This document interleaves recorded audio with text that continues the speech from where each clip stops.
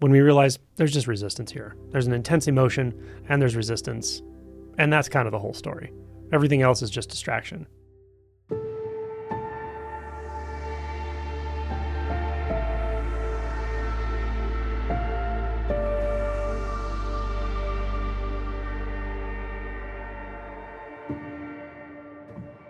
What to do when you're feeling emotions you'd rather not be feeling?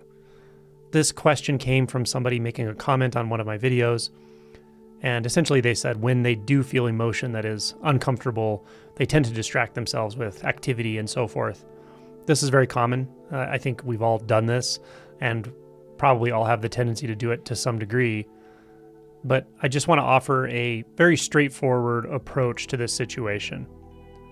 Now, emotions are on a pretty broad spectrum as far as how well people deal with them.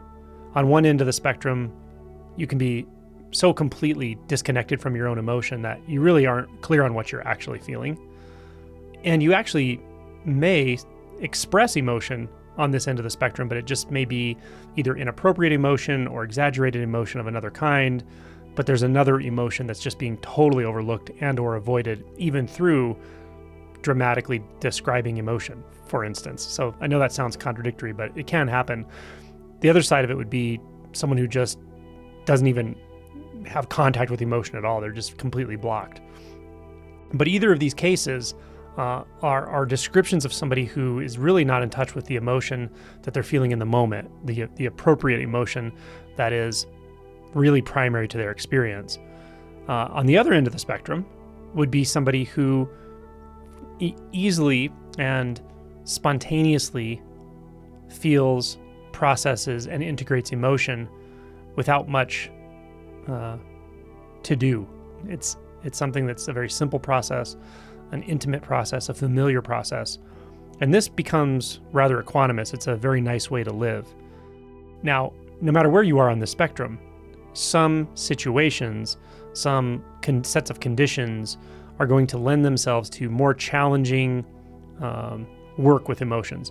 And it's not necessarily the emotion that's different, it's more the conditions that are different.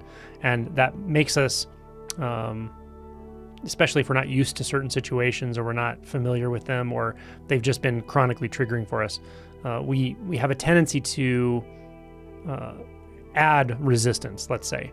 Now, this isn't something we do consciously. The resistance is already there.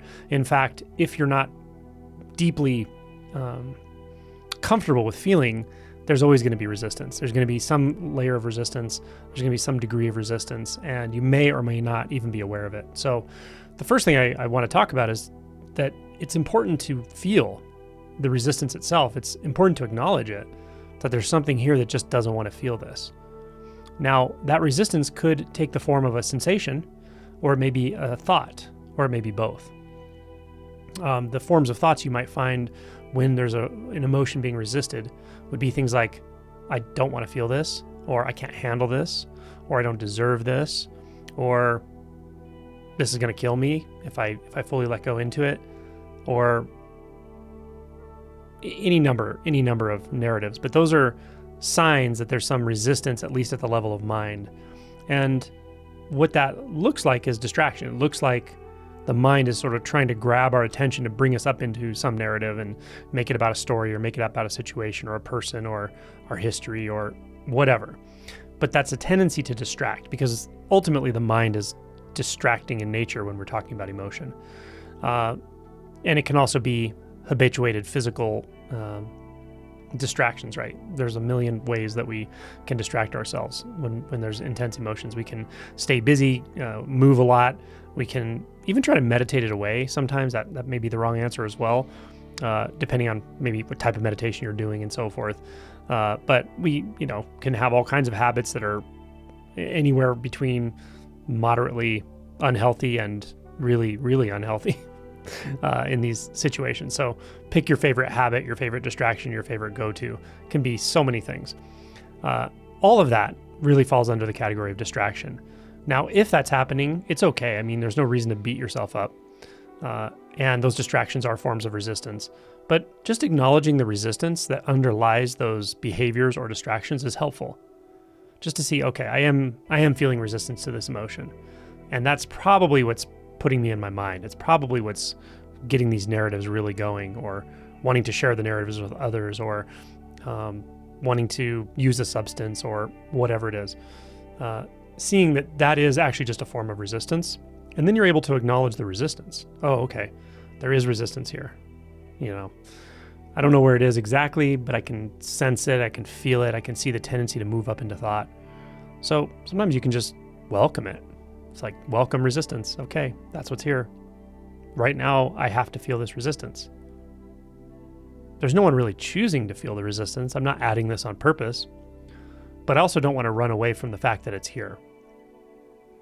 I don't want to overlook the fact that there is a sense of resistance to anything, right? Whether it's a single emotion, a situation, etc. So starting with acknowledging resistance is really helpful. It may not feel helpful. It may feel almost like it makes you, I don't know how to say it, like, it's kind of like taking the genie out of the bottle or something like that. It can almost make you feel a little out of control, I suppose, at first. But as you get used to recognizing the signature of resistance, you'll start to realize that, okay, it's just a natural sort of response. It's like a backlash from feeling the emotion, an attempted withdrawal. And that's simply a very natural reaction that we develop over time from early childhood. And so acknowledging the resistance is very helpful here. Feel it, find it. Can you find it in the body? Can you give it a voice? What does it want to say? What does it want to tell you? Now, you may not have answers to these questions, and that's okay, but it can be helpful to explore. So that's the first part of this, is to really just acknowledge resistance if it's there.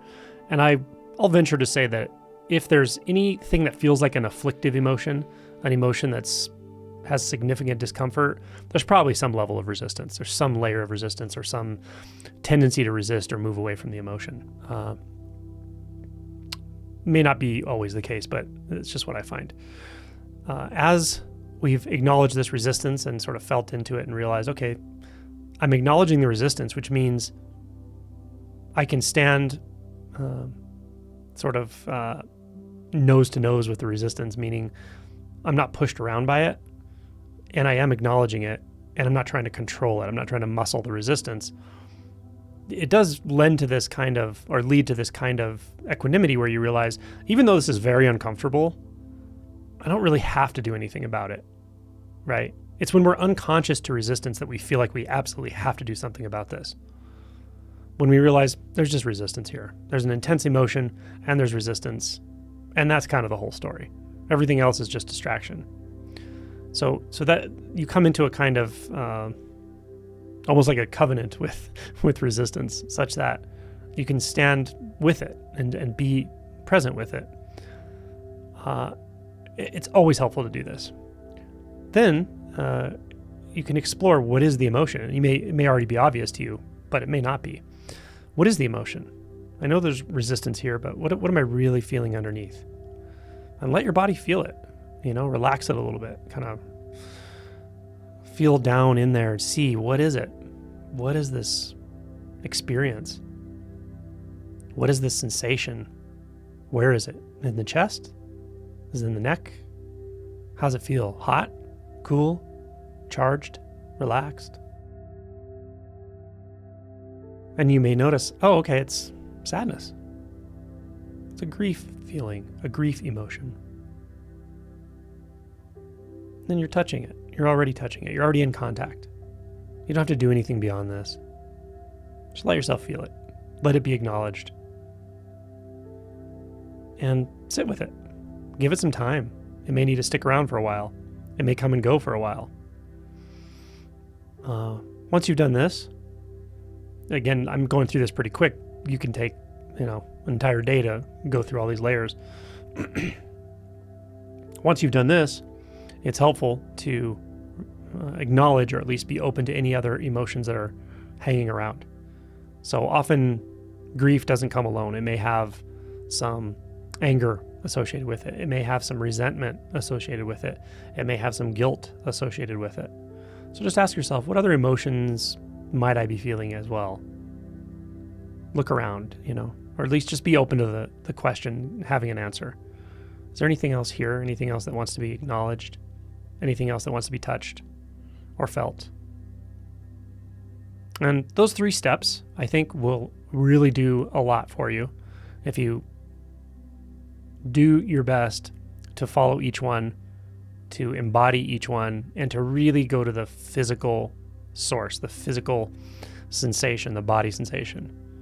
I don't want to give much more than that at this point.